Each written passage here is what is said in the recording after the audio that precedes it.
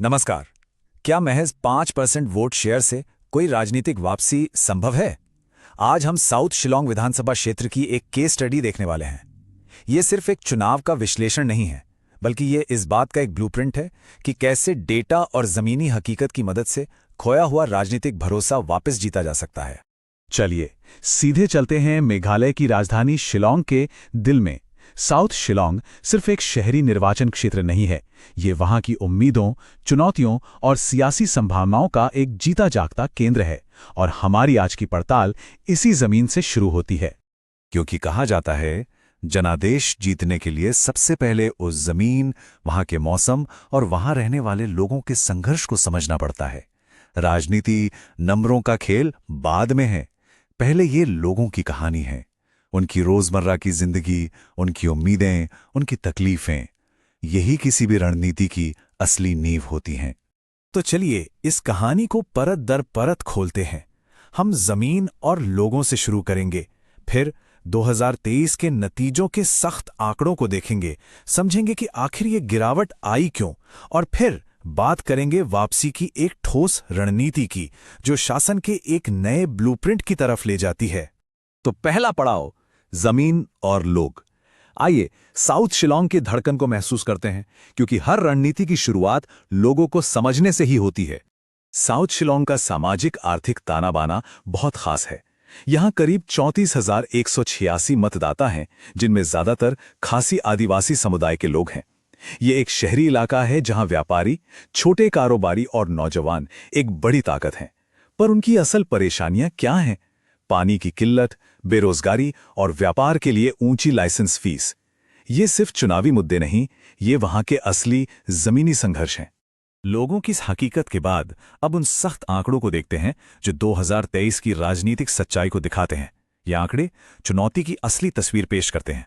5.02%, सिर्फ इतना। ये कोई मामूली आंकड़ा नहीं है। 2023 के चुनाव में ये भारतीय राष्ट्रीय कांग्रेस के उम्मीदवार को मिला वोट शेयर था। ये एक ऐसी संख्या है जो एक बहुत बड़ी राजनीतिक चुनौती की कहानी कहती है। एक ऐसी कहानी जहां मतदाताओं का भरोसा लगभग टूट चुका था। और दूसरी तरफ 65.74%, ये जीतने वाले बीजेपी उम्मीदवार का वोट शेयर था। सोचिए, 5% के सामने लगभग 66%। ये सिर्फ हार जीत का आंकड़ा नहीं, ये एक तरफा मुकाबला था। वोटों में ये फर्क था 11,609 वोटों का। यह सिर्फ हार का अंतर नहीं था, यह एक बहुत बड़ी खाई थी। एक ऐसा फासला जिसे पाटने के लिए किसी चमत्कार की नहीं, बल्कि एक असाधारण रणनीति की जरूरत थी। और यह चार्ट उस खाई को और भी साफ साफ दिखाता है। एक तरफ 5% का एक छोटा सा स्तंभ और दूसरी तरफ लगभग 66% का एक विशाल टावर। यह तस्वीर हमें बताती है कि चुनौती कितनी बड़ी है और जमीन पर कितना काम करना बाकी है। तो सवाल यह है कि इतनी बड़ी गिरावट आई क्यों? सिर्फ ये जानना काफी नहीं है कि क्या हुआ, बल्कि यह समझना जरूरी है कि क्यों हुआ। चलिए थोड़ा पीछे चलते हैं और इस गिरावट के कारणों को समझते हैं। इस टाइमलाइन को जरा ध्यान से देखिए। 2013 में कांग्रेस का वोट शेयर करीब 29% था। 2018 में यह लगभग 27% पर बना रहा। लेकिन 2023 में एक भूचाल सा आ गया। एक तरफ वोटिंग 75% से गिरकर करीब 62% पर आ गई और दूसरी तरफ पार्टी का वोट शेयर 27% से सीधे 5% पर ढह गया। ये कोई धीमी गिरावट नहीं थी, ये एक राजनीतिक भूस्खलन था। तो इस भूस्खलन के पीछे वजहें क्या थीं? पहली, घटता मतदान, जो वोटरों की बढ़ती उदासीनता को दिखाता है। दूसरी, वोटों का बंटवारा, जहां एक नई पार्टी ने विपक्ष के वोट काट लिए। तीसरी, उम्मीदवार का पार्टी बदलना, जिसने सियासी समीकरण बदल दिए। और चौथी, एक नैरेटिव वैक्यूम, मतलब कोई ऐसी मजबूत कहानी नहीं थी जो वोटरों से जुड़ पाती। यहीं पर संवैधानिक मूल्यों की बात आती है। सूचित नागरिक संवाद लोकतंत्र की नींव है, पर जब वोटर उदासीन हो जाते हैं तो ये संवाद टूट जाता है। गिरावट के इन कारणों को समझने के बाद अब वापसी का रास्ता खोजते हैं। इसके लिए एक फॉरेंसिक मूल्यांकन जरूरी है, जो हमें बताएगा कि सफर कहां से शुरू करना होगा। ये स्वॉट विश्लेषण एक आईने की तरह है। एक तरफ उम्मीदवार की साफ छवि एक ताकत है, तो दूसरी तरफ 2023 का खराब प्रदर्शन और कमजोर स्थानीय नेटवर्क सबसे बड़ी कमजोरियां हैं। मौका है सरकार विरोधी लहर का फायदा उठाने का, लेकिन खतरा है बीजेपी के मजबूत संगठन और विपक्ष में वोटों के बंटवारे का। और जब हम इसे 4 अहम पैमानों पर आंकते हैं, चुनावी ताकत, संगठन, कहानी और संसाधन, तो तस्वीर और भी साफ हो जाती है। हर मोर्चे पर स्थिति कमजोर है। ये एक गंभीर मूल्यांकन है जो बताता है कि ये लड़ाई सिर्फ एक मोर्चे पर नहीं बल्कि चारों तरफ से लड़नी होगी। विश्लेषण से अब एक्शन की ओर बढ़ते हैं। यहां से कहानी एक नया मोड़ लेती है।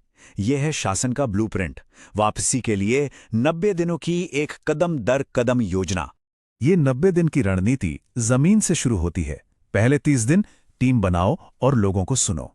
अगले 30 दिन पानी और नौकरियों जैसे मुद्दों पर लोगों को जोड़ो, नुक्कड़ सभाओं से लेकर टाउन हॉल तक।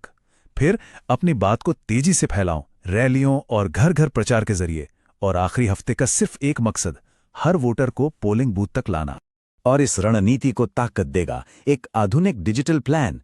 स्थानीय व्हाट्सएप ग्रुप से लेकर नौजवानों के लिए इंस्टाग्राम रील्स तक, अफवाहों से लड़ने के लिए फैक्ट चेक और सही वोटर तक पहुंचने के लिए जियो फेंस्ड विज्ञापन। साथ ही उम्मीदवार की अपनी आवाज में व्यक्तिगत वॉइस नोट्स जो एक सीधा कनेक्शन बनाते हैं। लेकिन यह सब कुछ सिर्फ चुनाव जीतने की रणनीति नहीं है। इसका मकसद इससे कहीं बड़ा है। यह शासन के लिए विश्वास का जनादेश हासिल करने के बारे में है। और यहां सबसे जरूरी बात यही है, यह ब्लूप्रिंट सिर्फ चुनाव जीतने के लिए नहीं है, ये शासन करने के लिए जरूरी भरोसा कमाने के लिए है। ये एक स्थायी रिश्ता बनाने के बारे में है और इस रिश्ते में लोगों की निजता का सम्मान सबसे ऊपर है। भारत का डेटा संरक्षण कानून भी सहमति और पारदर्शिता पर जोर देता है, क्योंकि एक नेता का काम सिर्फ वादे करना नहीं बल्कि लोगों के विश्वास की रक्षा करना भी है। तो अंत में हम आपको इसी एक बड़े सवाल के साथ छोड़े जाते हैं। क्या डेटा पर आधारित और लोगों पर केंद्रित एक रणनीति राजनीतिक उदासीनता को तोड़ सकती है? क्या महज 5% वोटों की नींव पर एक नया जनादेश खड़ा किया जा सकता है? इसका जवाब शायद भविष्य की राजनीति की दिशा तय करेगा। If you want to become a people-centric leader and uplift your constituency, get in touch with blueprintstrategies.ai at mgr@blueprintstrategies.ai or call 080-4204-1602. Purpose beyond politics.